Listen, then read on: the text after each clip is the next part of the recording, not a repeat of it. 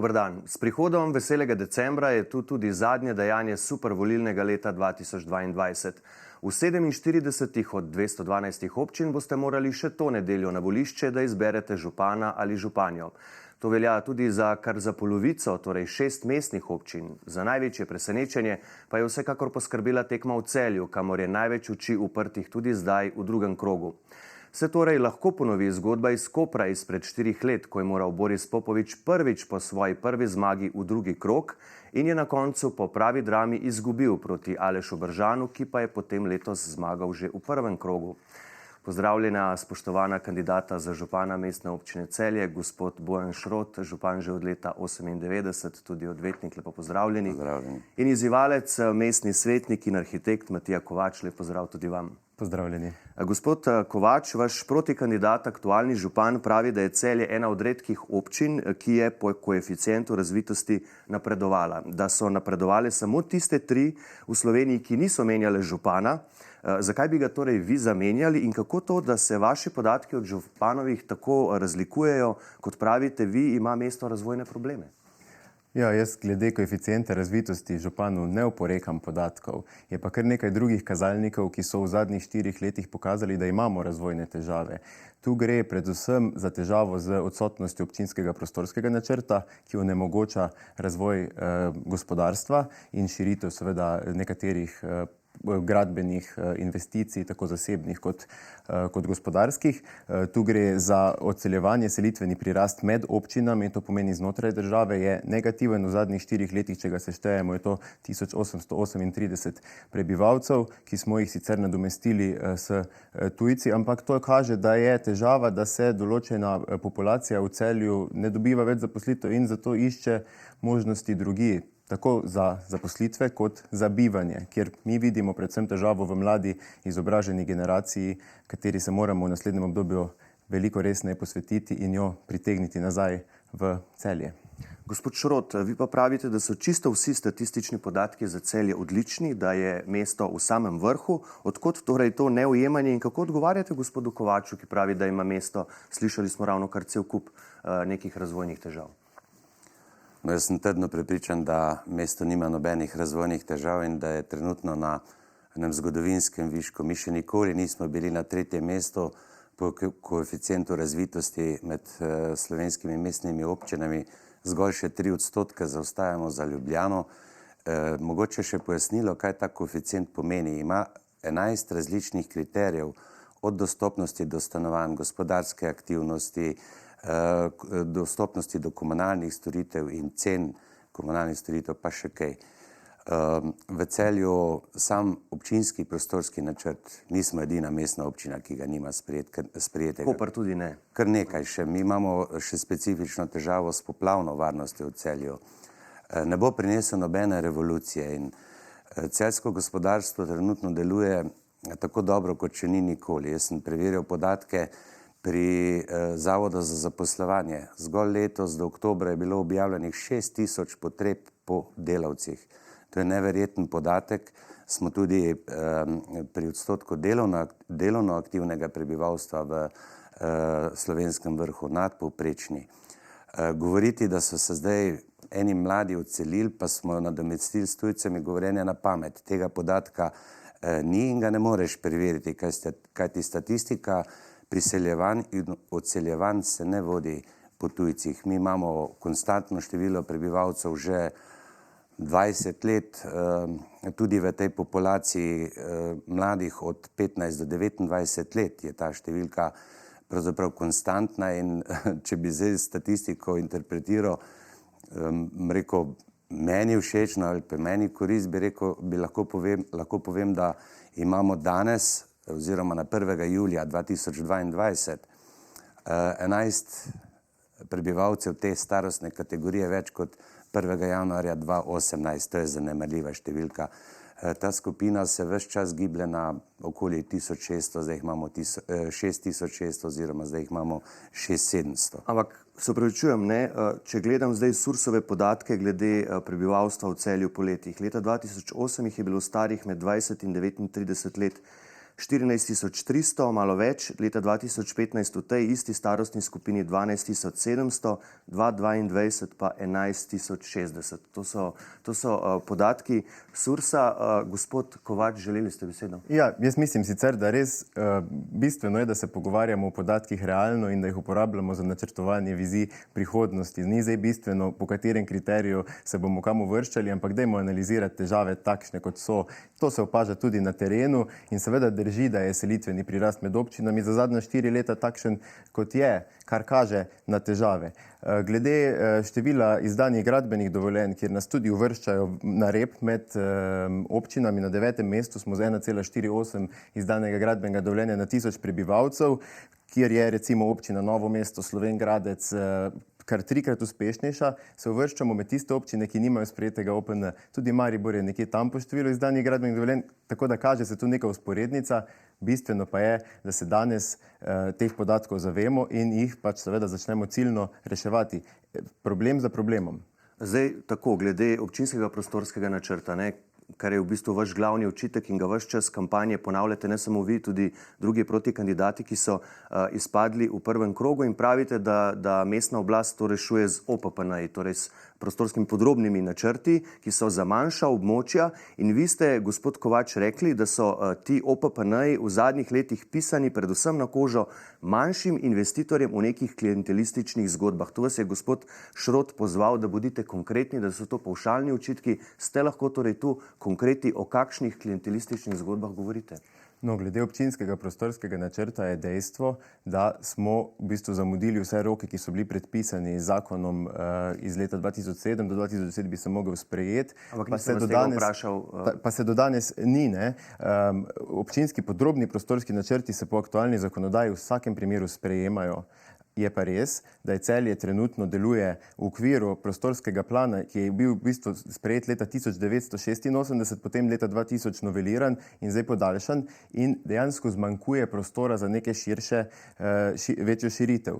Konkretni prostorski akti, ki so se sprejemali, se danes sprejemajo na mestnem svetu redno, na vsaki seji jih je nekaj, gre pa to dejansko za posamezne parcele za hišo ali dve, kjer je ves čas prisoten ta občutek nekih povezav, interesov in tako naprej, kar vnaša v neko lokalno politično okolje, seveda ves čas en nemir in občutek klientelističnega ravnanja. Občane to moti in na tak način ni lahko delovati, ker moraš vedno biti na preži glede takih očitkov. Ampak imate kakšen konkreten primer, ste arhitekt, verjetno to podrobno spremljate, te stvari poznate? Ja, ravno nedavno je bil en tak odmeven primer v Novi vasi ob osnovni šoli Frana Roša, kjer je ena parcela, ki ni bila z dolgoročnim prostorskim planom predvidena za pozidavo oziroma ni bila urbanistično rešena, zelo strma, težavna in dolga leta stala nepozidana, ker je tudi težko pozidati. V tem času se je pojavil občinski podrobni prostorski načrt, ki ga je mestni svet kljub res širokemu nasprotovanju lokalne javnosti, mestne četrti, stanovalcev, sosedov sprejel. Mi smo temu seveda takrat nasprotovali, pa potem, ko so se sosedi organizirali in zbrali podpise za razpis referenduma, ta isti mestni svet na pobudo župana tudi umaknil. To so take zgodbe, ki niso v prid oziroma ne kažejo dobre slike o delovanju lokalne samouprave z vidika zaupanja občanov. Gospod Šrot? No, te trditve ne držijo, pa če se ustavim kar na zadnjem primeru, na tem območju so 3 zazidljive parcele, ki niso bile pokrite z podrobnim prostorskim načrtom.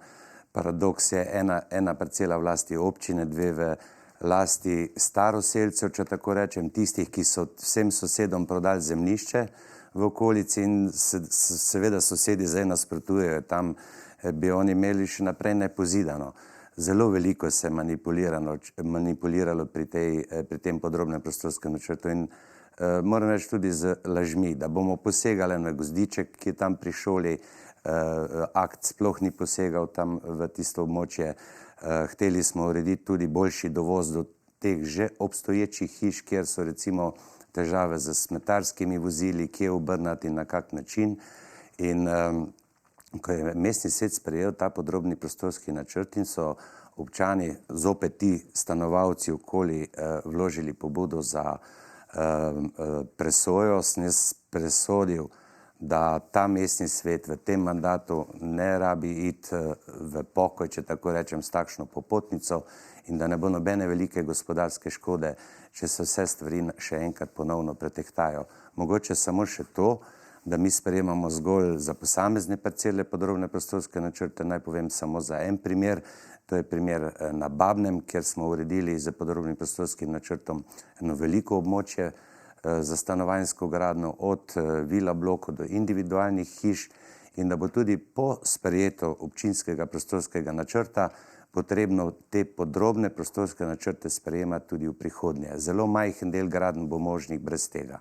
Dobro, na kratko, gospod Kovač, potem gremo naprej. Jaz bi zgolj povedal to, da z vidika urbanizma je območje Nove vasi in hriba, kot mu Celjani rečemo Faraoni, ob osnovni šoli Frana Roša zaključena celota z eno zelo kvalitetno pozidavo, ki je bila projektirana v 60-ih letih in na teh parcelah ni bila predvidena gradnja.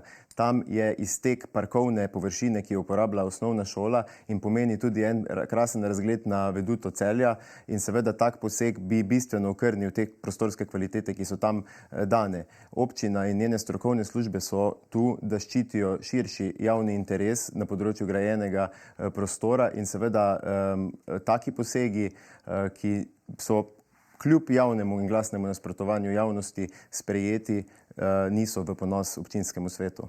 Bomo šli tu naprej. Če lahko dodam en stavek, prosim. Ja. To ne drži, ker osnovna šola, ki je tam, to je osnovna šola Frana Roša, je šola z mogoče največ zelenimi površinami v okolici, svoji okolici in ta podrobni prostorski načrt ničemu ni posegal v njihove zelene površine.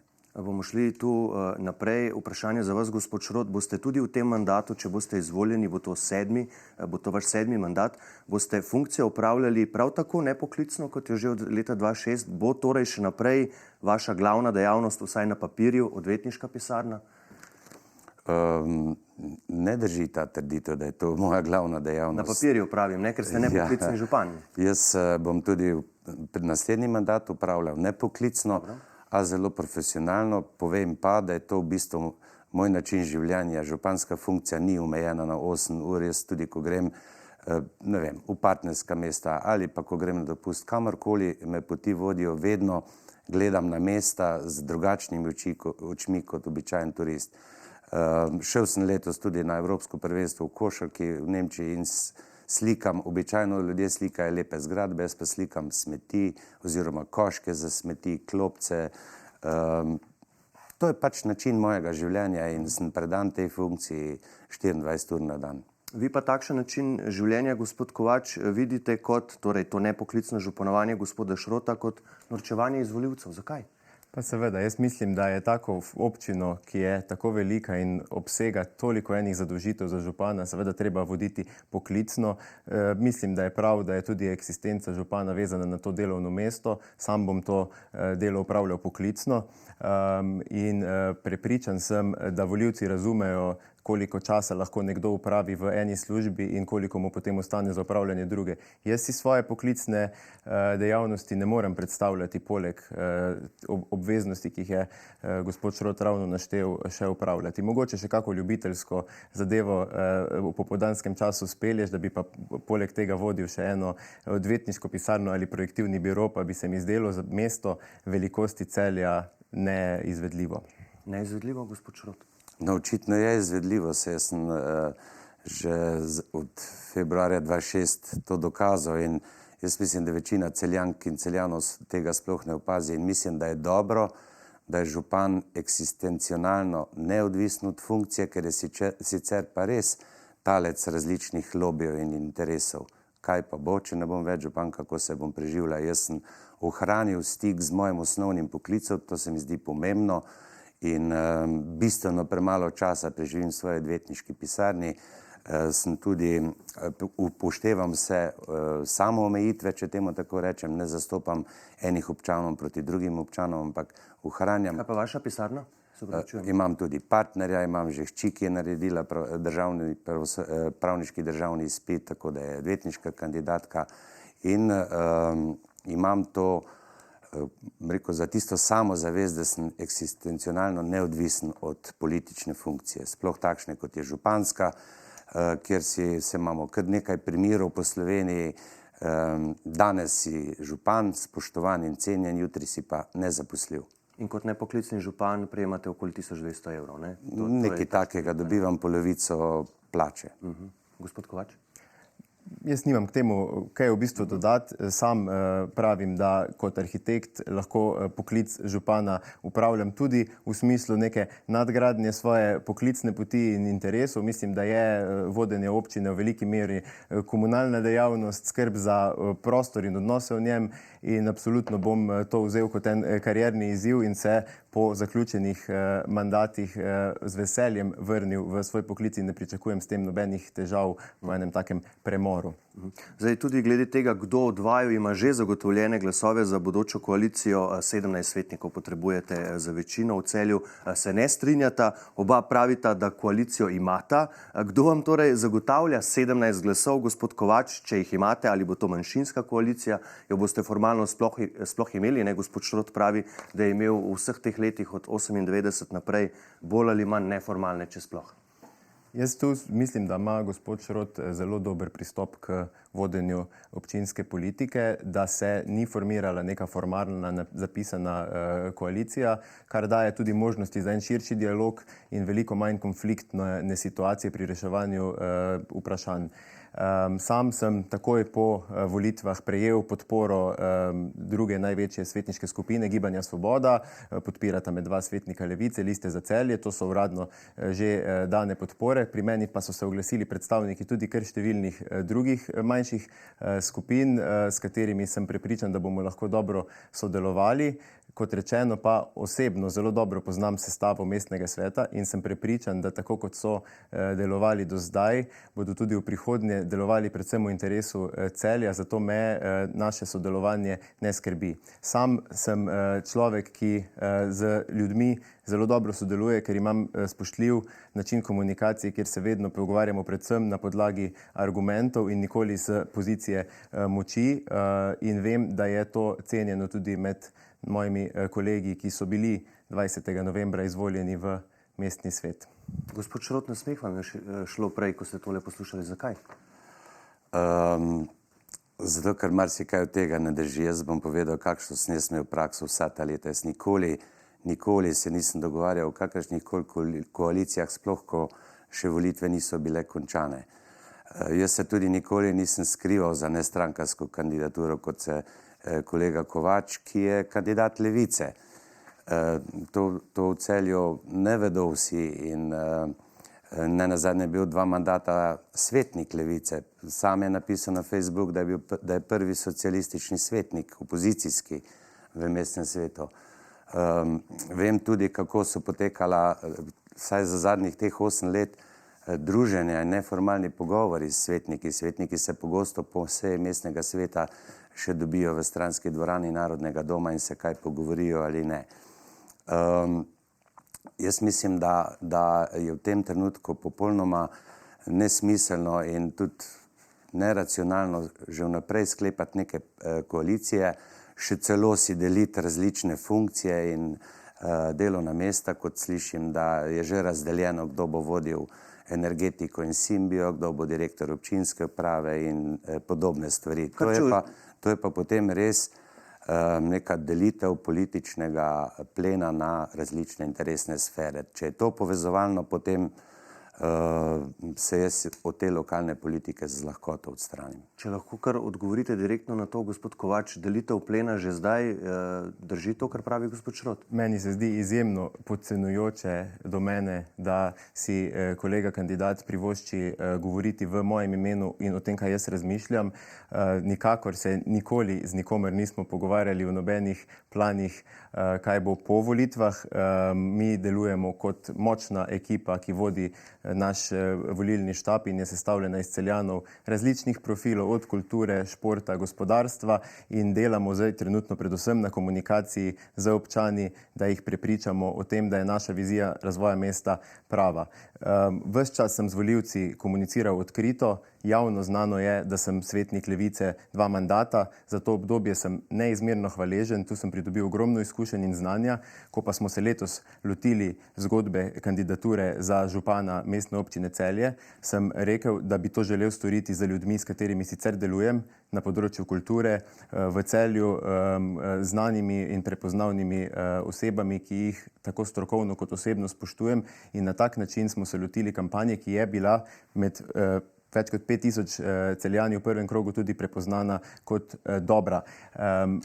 O tem, da slišim po mestu razne insinuacije o tem, na kak način bomo sestavili občinsko upravo, jaz ne vem ničesar. Lahko povem, da trenutno sodelujem predvsem z, kot rečeno, štabom, ki ga vodi moj življenjski mentor in prvopodpisani predlagatelj Gregor Deleja.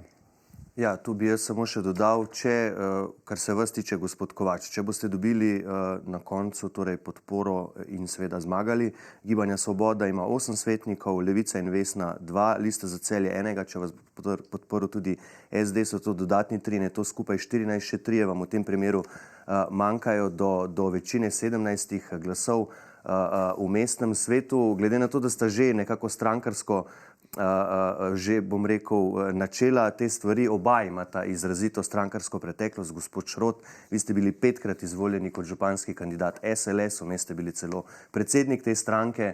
Gospod Kovač, vi pa ste bili zraven, ko Levica s tem imenom še niti ni obstajala, ko je bilo v bistvu to iniciativa za demokratični socializem kot del takratne Združene levice leta 2014. Povedal vam je gospod Šrot, da ste zapisali, da ste prvi socialistični opozicijski mestni svetnik, zdaj pa kot član Levice, ker ste še vedno kandidirate kot neodvisni kandidat. Človek bi se kar malo spomnil na nedavne predsedniške volitve. Zakaj vi menite, gospod Šrot, da gospod Kovač skriva svoje poreklo? Po čem to nekako sklepate?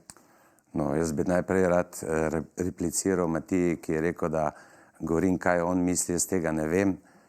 Povedal sem, kakšne govorice jaz slišim po mestu. Verjemite mi pa, da imam zelo širok krog ljudi, ki pridejo z različnimi informacijami do mene, tudi iz vašega tabora. Jaz mislim, da je takšna neiskrenost malce podcenjujoča do volivcev in da je v bistvu zavajajoča.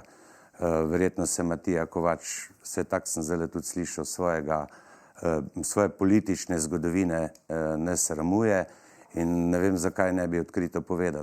Jaz sem tudi gledal tisti filmček, ki ste ga posneli z Miho Kordišem, mislim, da v Mestnem parku, tam nekje maja, ker ste rekli, da boste vsak na svoj način vodila volilno kampanjo, on za predsednika, vi pa očitno za župana, kar ni bilo eksplicitno rečeno. In sem pravzaprav šele na začetku te kampanje ugotovil, kaj ste mislili na svoj način. Da se pač zamaskirate, da ste neodvisni kandidat.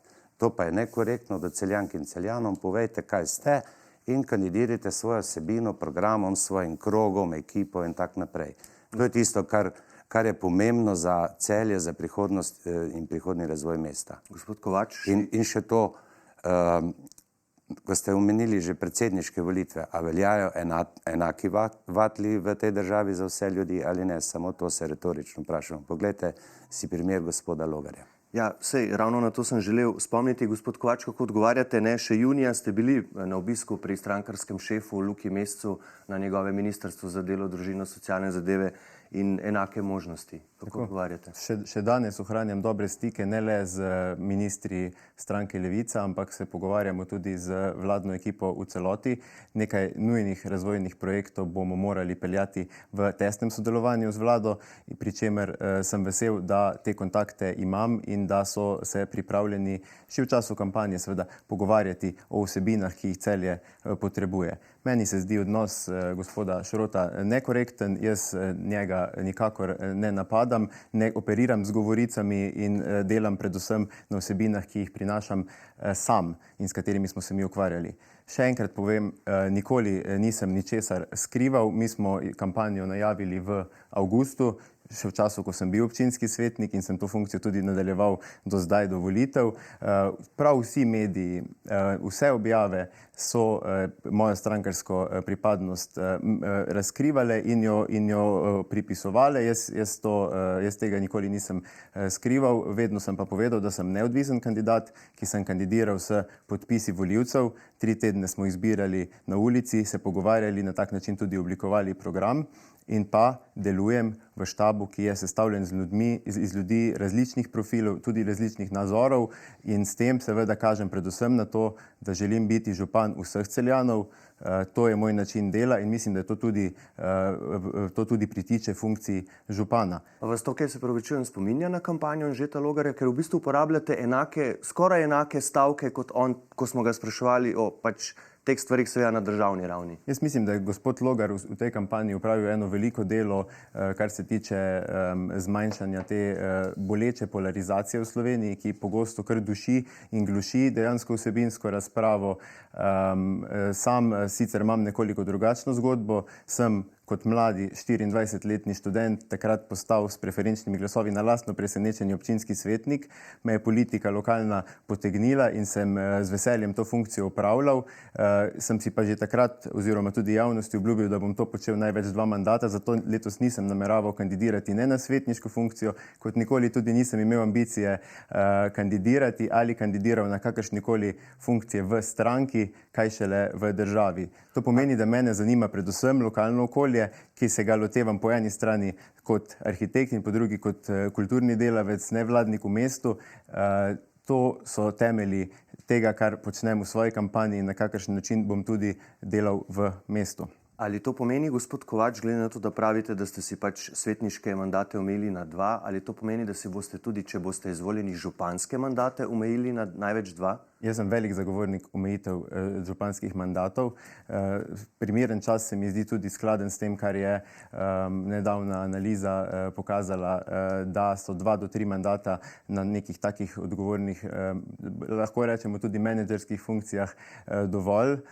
Vsekakor bom ravnal v skladu z zakonodajo in s lastnimi načeli, ki pravijo, da se v demokraciji ne šteje zgolj tista velika večina, ampak šteje tudi to, da se ljudje na funkcijah menjujejo. To prinaša dinamiko, to prinaša dejansko tisti duh demokracije, ki si jo vsi želimo na vseh nivojih, ne zgolj na državnem. Gospod Šrot, 6 mandatov je za vami, kaj se da narediti v 2? Nič kaj velikega, ker se je najprej potrebno naučiti te obrti, če tako rečem, spoznati zelo pestro področje, ki ga pokriva lokalna skupnost. Župan nima nobenih oblastnih funkcij, zato ni nobene potrebe po omejitvah mandatov. Recimo Singen, ki je naše partnersko mesto, ima 8-letni mandat župana in v 2 mandatih je težko. Jaz opozarjam na to, kar smo že uvodoma rekli. V vseh mestnih občinah, kjer so zadnja 4 leta zamenjali župane, so pravzaprav nazadovali pri svoji razvitosti ali pa koeficientu razvitosti. Se pa vprašam, zakaj nihče ne reče, da bi pa zamenjali direktorja Krke, ki je tudi že dolgo tam. Zakaj? Zato, ker dobro vodi to družbo, kot sem prepričan, da tudi jaz dobro vodim to mesto, da imamo tako občinsko upravo kot zaposlene po zavodih, po javnih podjetjih kvalitetne, odlične, poznajo svoje delo, to kaže rezultati in jaz tudi ne čutim nobenega demokratičnega deficita zaradi tega, ker jaz opravljam funkcijo že 6 mandatov. Ja, ampak še enkrat pa tu spomnim, da ste prvič po letu 1998 v 2. krogu in v 1. krogu niste zbrali zadostnih 50% in računate, da vam bo to uspelo v 2. Gospod Kovač, katera beseda po vašem mnenju najbolje opiše županovanje gospoda Šrota? Dolgo. Zakaj? Ja, 24 let je dolga doba. To so časi, ko so ljudje, ki nam danes pomagajo pri kampanji, se nekateri šele rodili, nekateri drugega župana sploh niso poznali. To so časi velikih sprememb in velikih razvojnih izzivov, ki so se v resnici najintenzivneje dogajali ravno v času velike gospodarske rasti v zadnjih 4 letih. Celjani se zavedajo, da je atmosfera v mestu v tem času nekoliko zaspala, da mesto ne sledi razvojnim trendom, da počutje tu ni tako, kot bi bili v mestu, ki zmaguje in si želijo te spremembe. To so pokazali v prvem krogu volitev in prepričan sem, da bodo to odločitev ponesli tudi v drugem krogu. Mislim, da so ljudje tisti, ki odločajo o tem, kdaj je dovolj, ampak iz vseh pogovorov, ki smo jih opravili v zadnjih tednih, v vseh 19 mestnih četrteh in krajevnih skupnostih in na ulici, si ljudje želijo svežine, spremembe in drugačne vizije. Gospod Šrot, vaš komentar? Pa spremembe so del našega vsakdana. Jaz pravim, da tudi vse spremembe niso nujno na boljše. Poglejte, spremembe cen energentov, kaj so prinesle, na slabše. In Celje se pravzaprav te 24 let kasneje župan spreminja na boljše. Danes ima bistveno drugačno podobo, kot je imelo takrat, ko sem jaz prišel, in teh dejstev, ki jih kaže rezultati, ki so kvantitativni, ki so merljivi, nihče ne more oporekati. Je pa udeležba, se opravičujem, v prvem krogu sicer bila povsod po Sloveniji nizka, ampak v Celju pa izrazito nizka, 41,5%. Gospod Šrot, s katero besedo bi pa vi opisali svojega protikandidata, gospoda Kovača? Kaj bi Celjanke in Celjani dobili z njim? No, dobili bi mladega župana. Če je to tisto, kar si želijo. Mladost je očitno ta vaša beseda. Gospod Kovač, vi torej računate, v sklepnem delu smo, vi računate na scenarij iz Kopra pred 4 leti, ko je Aleš Bržan v drugem krogu dobil večino volivcev proti kandidatov, ki so izpadli v prvem krogu, in je na koncu torej zmagal z glasovi proti Borisu Popoviču. Računate torej na ta scenarij? Jaz ne računam na noben drug scenarij kot to, da verjamem, da se bodo Celjanke in Celjani udeležili v večjem številu volitev, da bodo povedali, kaj je njihova preferenca, da bodo izbrali opcijo, ki deluje sodobno, pozitivno, brez starih zamer in brez odpiranja tematik, ki niso več relevantne. Mi potrebujemo župana za prihodnost in potrebujemo energijo, ki bo lahko to mesto peljala v naslednjem 8-letnem obdobju v nove razvojne projekte, predvsem z vidika gospodarstva, stanovanjske politike, trajnostne energetske prenove, pa tudi splošne urbane atmosfere v mestu, ki jo v Celju, roko na srce, precej pogrešamo. Pa boste vi zadovoljni, če zmagate z glasovi proti gospodu Šrotu? Jaz te analize pred volitvami nikakor ne bom upravljal, lahko pa povem, da so v prvem krogu večina kandidatov, ki niso Bojan Šrot, dobila pač več kot 50% glasov. Mi smo se z nekaterimi izmed teh kandidatov v drugem krogu tudi povezali in mi pomagajo svojo podporo v tej kampanji, tako da vidim to predvsem kot podporo meni in moji viziji. Gospod Šrot, zakaj torej pravite, pri koncu smo, da v Celju po 24 letih vašega županovanja še ni čas za spremembe na vrhu? No, jaz nisem nepopisan list. Celjanke in Celjani me poznajo, vedo, kako delujem. Imam pravzaprav energije toliko kot v prvem mandatu. Zelo dobro poznam številne probleme, marsikaj potrebno še narediti. Tega, kar do sedaj nismo naredili, nismo zato, ker ne bi hoteli ali pa ker ne bi znali, ampak je tudi denar pogosto omejitev. Mislim, da je v mestu dobra klima, imamo čudovito urejeno mesto, odlično delujoče gospodarstvo, imamo največ javnih stanovanj na prebivalca v Sloveniji, razvijamo terciarno izobraževanje. V letošnjem letu se 2145 študentov študira v Celju.